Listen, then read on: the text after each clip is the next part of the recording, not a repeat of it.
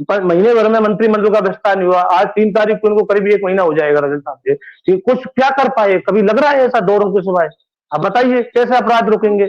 हमें जो जनता है को वो अलग मुद्दा है, कैबिनेट का गठन नहीं हो पाया या नहीं कर पा रही या जो देर हो रही है उसमें पार्टी का आंतरिक मामला है या जो भी आंतरिक गतिरोध है या जो लोकसभा का लक्ष्य है या जो भी कारण है, निश्चित रूप से ये सही नहीं है, निश्चित रूप से ये नहीं होना चाहिए।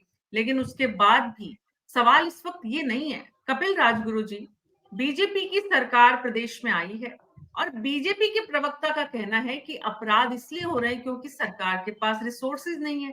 तो जब आपको भी ऐसा ही लगता है कि सरकार सीमाओं में बंधी हुई है, पिछली सरकार भी सीमाओं में बंधी हुई थी, इस बार की सरकार भी सीमाओं में बंधी हुई है, तो ये जो 1 महीना शासन आए हुए हुआ नहीं और आपने तर्क डिफेंसिव होने के देने शुरू कर दिए कि हम करें क्या, हमारे पास स्थिति नहीं है।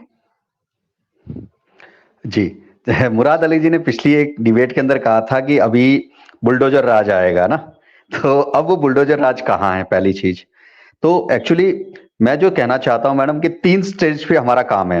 सबसे पहले है नैतिक शिक्षा, वो उसका पतन होता चला जा रहा है, समाज के अंदर भी स्कूल के अंदर भी वो शिक्षा प्राप्त नहीं हो पा रही जो होनी चाहिए थी।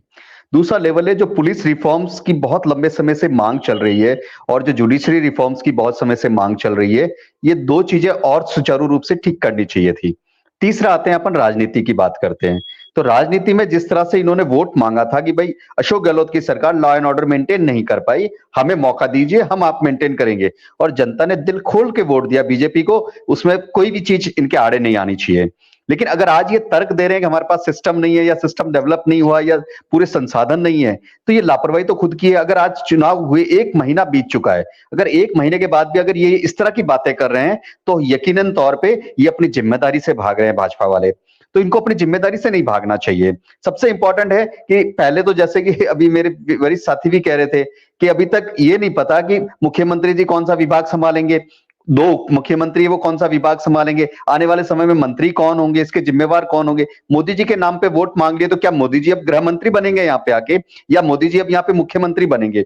तो मेरा जो मानना है कि सबसे इंपॉर्टेंट है कि पहले जो सिस्टम है उसको सुचारू रूप से सेट किया जाए, जो हो नहीं पा रहा, क्योंकि भजन लाल जी 90% समय जो है उनका दिल्ली में फोन पे बातचीत में निकलता होगा, या ज्यादा जरूरत होता है तो वो पहुंच जाते हैं। इसके अलावा भाजपा के जितने भी साथी हैं, जितने लोग हैं, इस बात को भी छोड़ देते हैं कपिल राजगुरु जी। सवाल ये है गुलाब बत्रा जी